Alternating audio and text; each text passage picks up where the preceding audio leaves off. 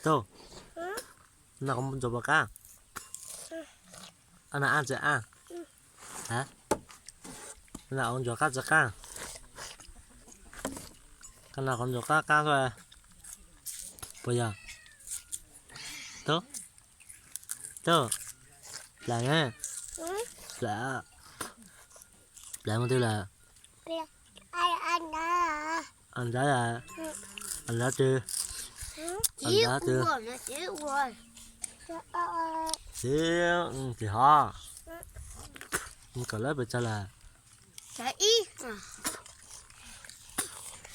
Cái nó sẽ có. Cái nó tắt cho lại cái sạch thì có. Là cắt để cho là. Bây giờ. Cái ý rồi mất sự cái nào của mình nó à. Hả? Ý ý một ơ ý ý cho tôi một hả bây giờ cho ba nó nó tôn đầu rồi cho bác cười nè cái ý để cái ý than lửa đấy bây giờ mất tôn đầu rồi mất tốt khó rồi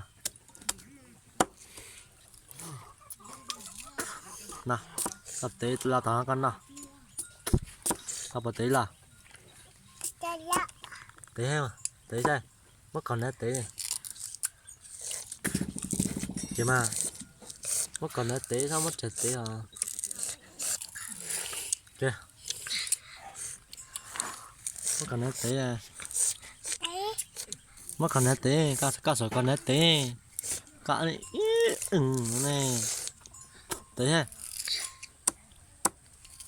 tế vào tế lan nè这是我跟那到转人